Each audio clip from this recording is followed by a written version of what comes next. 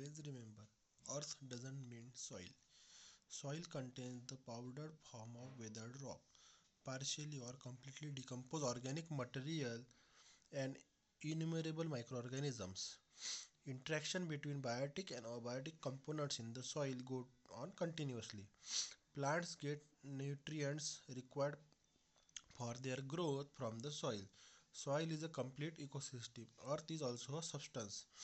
The potter uses it as a raw material. A farmer uses soil as a ecosystem. Try this. Take 3 flower pot of the same size. तीन आपल्या कुंड्या घ्यायच्या सारख्या साईजच्या. Keep one pot empty. Fill the second pot with water after closing the hole at the bottom and third with the soil. एक MT राहू द्यायचे, दुसऱ्याच्यात खालचा जो छिद्र असते कुंडीला ते बंद करून त्यात पाणी भरायचं आणि तिसऱ्याच्यात माती भरायची आहे. Put a few seeds in all of them. You may use acereo, peas, gram, fenugreek, wheat, green gram, coriander etcetera आणि यापैकी तुम्ही कोणते पण त्यात बिया टाकायच्या आहे. Keep all the 3 pots in the sun and water the empty pot and soil filled pot for 4 to 5 days. Observe and answer the following. खाली पॉटमध्ये जे बी टाकले आणि मातीच्या पॉटमध्ये बी टाकले याला आपण 4-5 दिवस पाणी द्यायचं आणि खालील गोष्टी ऑब्झर्व करायच्या. What happened to the seed put in the empty pot and the pot filled with water? ज्या एम्प्टी पॉट त्या सीड सोबत काय झालं आणि ज्या पॉटमध्ये पाणी भरलेलं होतं त्या सीड सोबत काय झालं हे ऑब्झर्व करायचं आहे. What happened to the seed put in the pot filled with soil? What do you learn from this? सॉईलमध्ये जी तुम्ही बिया टाकल्या होत्या त्याच्यासोबत काय झालं आणि याच्यावरून तुम्ही काय शिकले बघा. जी खाली कुंडीत तुम्ही बी टाकली असेल त्याचं काहीच होणार नाही आहे. ज्या याच्यात पाणी टाकून तुम्ही बी टाकलं असेल ती पण बी पाण्याने सडून जाईल. पण ज्या याच्यात तुम्ही ज्या कुंडीमध्ये तुम्ही मातीमध्ये बी टाकून पाणी टाकलं होतं त्याचा आता एक छोटंसं रोप तयार झालेलं तुम्हाला दिसेल. Geographical explanation. An important component of the living world on the earth is plants. Plants हे लिव्हिंग वर्डसाठी खूप महत्त्वाचा कंपोनंट आहे. For the production and growth of plant soil is indispensable. आणि प्रोडक्शन ऑफ प्लांटसाठी म्हणजे झाडं वाढण्यासाठी सॉईल हे एकदम महत्त्वाचं मीडियम आहे. They provide support to plant. त्यांनी आपण आपला प्लांटला सपोर्ट देतो म्हणजे आधार लागतो त्याला जमिनीचा. Vegetation is abundant in the region that have fertile soil. Example, the equatorial region. However, in the areas where the soil are not fertile, vegetation is scanty. तर जिथे चांगला रिजन आहे जिथे सॉईल चांगलं आहे तिथे व्हेजिटेशन म्हणजे झाडं झुडपं जे आहे ते खूप चांगल्या प्रकारे वाढतात. पण जिथे नाही आहे तिथे एकदम वेगळ्या प्रकारे म्हणजे छोटे छोटे तुम्हाला झाडं दिसेल किंवा क्वचित झाडं दिसेल ते दिसणार पण नाही. Example, in the desert and where there is a shortage of soil vegetation is not seen. Example, in the polar area. जिथे वाळवंट आहे किंवा बर्फाळ एरिया आहे अशा जागी तुम्हाला बघा झाडं दिसत नाही कारण तिथे सॉईलचं प्रमाण कमी आहे. Through favourable climate, availability and abundant water and sunlight are necessary for the growth of the plant. These alone are not sufficient. Fertile soil favours plant growth. जसं अवेलेबिलिटी ऑफ पाणी आहे, सनलाईट आहे हे आवश्यक आहे पण जोपर्यंत माती मिळत नाही तोपर्यंत आपण ते झाड चांगल्या प्रकारे वाढवू शकू नाही.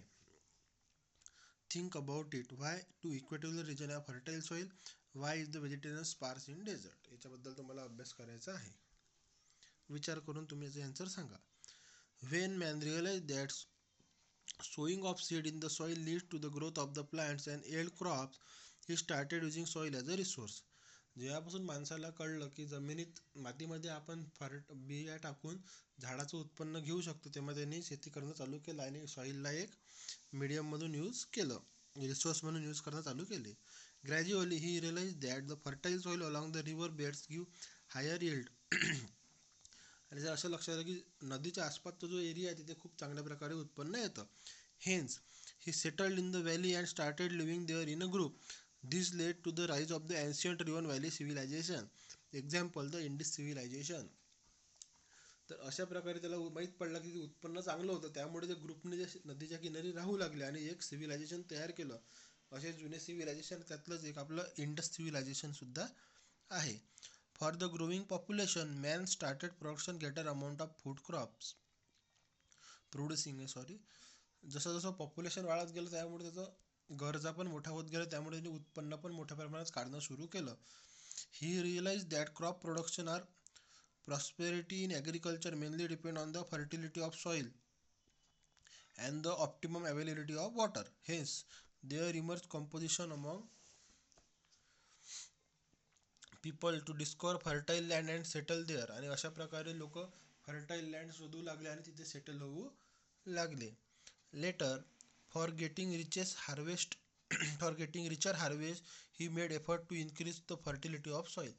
आणि चांगलं उत्पन्न काढण्यासाठी सॉइलची फर्टिलिटी कसं वाढू शकेल याचा त्याने अभ्यास करणं सुरू केले. In the process use of different fertiliser become a practice. आणि वेगवेगळ्या प्रकारचे खत वापरणं हे अंमलात आणलं. Which led to record agriculture production. आणि म्हणजे ॲग्रिकल्चर प्रोडक्शन आहे त्यामुळे खूप मोठ्या प्रमाणात वाढलं. Food crops, fruits and flower are produce according to the type of soil. हे जे फ्रूट्स आहे आणि फ्लॉवर आहे सॉईलच्या टाईपनुसार तयार होतात. Food crops like jowar and bajra are produce in the regular soil of Maharashtra, plateau, while soil in Konkan, Kerala, Tamil Nadu and Karnataka region produce rice. तर इथे राईस कोणत्या याच्यात होतो, बाजरी किंवा ज्वारी कोणत्या याच्यात होतो हे सांगितलेलं आहे. In Madhya Pradesh potato is cultivated in the region where the soil are well drained. The local agriculture produce determine the staple diet of the people. आणि तिथं जे लोकल ॲग्रिकल्चर आहे म्हणजे त्या जागी जिथे उत्पन्न होतं त्या उत्पन्नानुसार तिथच्या लोकांचं डाएटमध्ये चेंजेस झाले. म्हणजे जे आपण जेवण आहे चेंजेस झाले. The region where soil are not arable need to fulfil their food requirement through import. For example, countries like Saudi Arabia, Qatar, Oman etcetera fulfil their requirement by importing food from China, India and the USA. आणि अशा जागी जिथे उत्पन्न चांगलं होत नाही म्हणजे तिची माती एवढी चांगली नाही आहे, वाळवंट जास्त आहे, अशा प्रदेशात दुसऱ्या देशातून फूड इम्पोर्ट करतात. उदाहरणार्थ आहे सौदी अरेबिया, कतार, ओमान या देशात जे आहे इथे फूड उत्पन्न होत नाही त्यामुळे ते चायनामधून, इंडियामधून आणि USA मधून आपलं फूड उत्पन्न इम्पोर्ट करतात म्हणजे त्यांच्याकडून विकत घेतात. The region where soil are fertile can be self reliant as far as a food production is concern. Hence human settlement get concentrate in such area. Agro based industry flourish in this area at the later date. For example, sugar factories develop in the sugar cane producing area. तर ज्या जागी जे उत्पन्न जास्त होते त्या जागी त्याच्या प्रोडक्शनच्या फॅक्टऱ्या लागतात. जसं साखरची जी फॅक्टरी आहे ही कुठे लागेल, जिथे ऊसाचं उत्पन्न चांगलं होते अशा जागी साखरेची फॅक्टरी लागेल. फ्रूट ज्यूसची कुठे लागेल, ज्या जागी फ्रूटचं उत्पादन जास्त होते अशा वेळी फ्रूट ज्यूसच्या गाड्या किंवा गाड्या म्हणतो फ्रूट ज्यूस प्रोडक्शन फॅक्टरी लागतील. ॲग्रोबेस okay. Sugar factories develop in the sugarcane production area. Fruit processing industries develop in the areas of fruit production. These regions later show in the sign in development. आणि अशा जागी या factory लावून त्या एरियाचं ती खूप मोठ्या प्रमाणात डेव्हलपमेंट करतात. इथे बघा सॉईलचे प्रकार दिलेले आहे. Coarse soil, black soil, laterite soil, alluvial soil, yellow brown hilly region. तर बघा आपलं अमरावतीमध्ये कोणती सॉईल आहे ते सांगा बरं तुम्ही. कोर्स सॉईल आणि ब्लॅक सॉईल हे आपल्या अमरावती रिजनमध्ये बघायला मिळतं. अशाच प्रकारे तुमच्या रिजनमध्ये काय बघायला मिळतं किंवा दुसऱ्या गावात काय बघायला मिळतं हे आपल्याला इथून अभ्यास करून माहिती पडतं आहे. Observe the map given in figure 7.2 and answer the following question. Which soil occupied most of the area in the Maharashtra. महाराष्ट्रातला जास्तीत जास्त एरिया कोणत्या सॉईलने घेतला आहे, तर बहुतेक ही ब्लॅक कलरची जी सॉईल आहे म्हणजे ब्लॅक सॉईलने हा जास्त एरिया घेतलेला आहे. In which area are laterite soil found. Laterite soil जी आहे ही कोणत्या एरियामध्ये फाउंड होते बघा इथे दाखवलेलं आहे. सिंधुदुर्ग, रत्नागिरी, रायगड, चंद्रपूर, गडचिरोलीचा काही भाग या जागी आपल्याला लॅटराइट सॉईल बघायला मिळते. अशाच प्रकारे तुम्हाला बाकीच्या क्वेश्चनचे आन्सर शोधायचे आहे. Geographical explanation. You have studied the major soil type of Maharashtra on the basis of the soil color, texture, formation process, thickness of layer, etc. We can divide the state's soil into 5 major types. आपण महाराष्ट्रात वेगवेगळ्या प्रकारचं soil बघितलं आणि याचं जे conversion आहे आपण 5 प्रकारमध्ये केलं. त्याच्या कलरवरून, टेक्स्चरवरून, फॉर्मेशन प्रोसेसवरून, थिकनेसवरून हे कन्व्हर्शन केलेलं आहे. तर बघा कोणकोणते आहे. कोर्स सॉईल आहे, रेग्युलर ब्लॅक सॉईल आहे, लॅटराइट सॉईल आहे, alluvial soil or the coastal strip आहे आणि येल्लो ब्राऊन सॉईल आहे. तर आपण हा जो पार्ट आहे हा आपण पुढील व्हिडिओ सेशनमध्ये कंप्लीट करूया. Till then stay home, stay safe.